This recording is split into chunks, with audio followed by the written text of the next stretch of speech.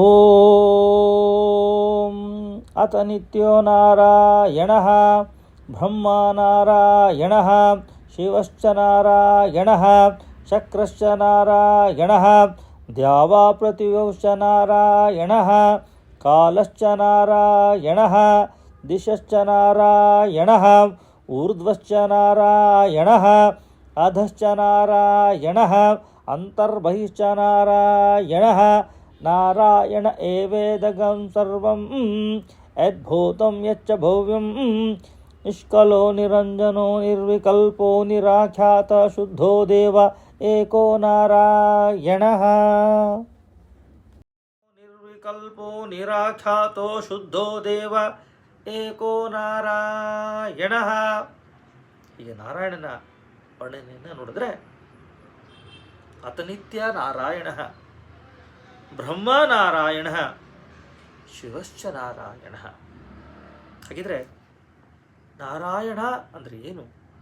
ನಾರ ಅಂದರೆ ನೀರು, ಯಾಣ ಅಂದರೆ ವಾಸಿಸುವನು. ಆ ನಾರಾಯಣ ಅಂತಂದರೆ ನೀರಿನಲ್ಲಿ ಯಾರು ವಾಸ ಮಾಡ್ತೀನೋ ಅವನೇ ಶ್ರೀಮನ್ನಾರಾಯಣ ಮೂರ್ತಿ. ಇಂತಹ ನಾರಾಯಣ ಮೂರ್ತಿಯನ್ನು ಪಂಚರಾತ್ರ ಆಗಮದಲ್ಲೂ ರೂಪಮಂಡನದಲ್ಲೂ ಕೂಡ ವಿಶೇಷವಾಗಿ ಹೇಳಿದ್ದಾರೆ. ಆ ರೂಪಮಂಡನದಲ್ಲಿ ನಾರಾಯಣ ಕಂಬು ಪದ್ಮ ಗದಾಚಕ್ರಧರೋ ಭವೆ ಅಂತ ವರ್ಣನೆ ಮಾಡಿದ್ರೆ, ಪಾಂಚರಾತ್ರ ಆಗಮದಲ್ಲಿ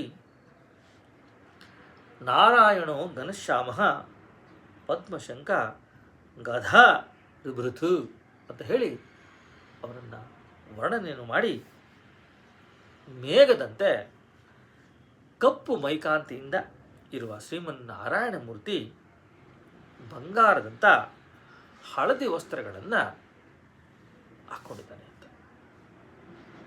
ಹಾಗಿದ್ರೆ ಈ ನಾರಾಯಣ ಮೂರ್ತಿಯ ವಿಶೇಷ ಏನು ಅಂದರೆ, ಕೇಶವ ಮೂರ್ತಿಗೆ ವಿರುದ್ಧವಾಗಿರತಕ್ಕಂಥ ಆಯುಧವನ್ನು ಯಾರು ಧಾರಣೆ ಮಾಡಿರ್ತಾರೋ ಅವನೇ ನಾರಾಯಣ ಮೂರ್ತಿ.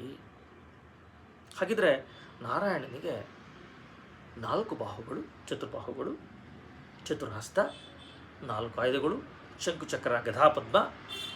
ಅದರಲ್ಲಿ ಬಲಪಾರ್ಶ್ವ, ಎಡಪಾರ್ಶ್ವ. ಬಲಪಾರ್ಶ್ವದಲ್ಲಿ ಬಲಹಸ್ತದ ಕೆಳಗಡೆ ಶಂಕುವನ್ನು, ಬಲಹಸ್ತದ ಮೇಲೆ ಪದ್ಮವನ್ನು, ಎಡಪಾರ್ಶ್ವದ ಎಡ ಹಸ್ತದಲ್ಲಿ ಚಕ್ರವನ್ನು, ಎಡಪಾರ್ಶ್ವದ ಮೇಲೆ ಗದೆಯನ್ನು ಧಾರಣೆ ಮಾಡಿರ್ತಕ್ಕಂಥವನೇ ಶ್ರೀಮನ್ ನಾರಾಯಣ. ಇಂತಹ ನಾರಾಯಣ ಮೂರ್ತಿ ನಮ್ಮೆಲ್ಲರಿಗೂ ಕೂಡ ಯುಗಾದಿ ಹಬ್ಬದಂದು ಸಕಲ ಶುಭವನ್ನು ಕೊಡಲಿ ಅಂತೇಳಿ ಈ ಮೂಲಕ ನಾನು ಪ್ರಾರ್ಥನೆ ಮಾಡ್ತೀನಿ. ಎಲ್ಲರಿಗೂ ಶುಭ ಆಗಲಿ. ಯುಗಾದಿ ಹಬ್ಬದ ಮತ್ತೊಮ್ಮೆ ಶುಭಾಶಯಗಳು.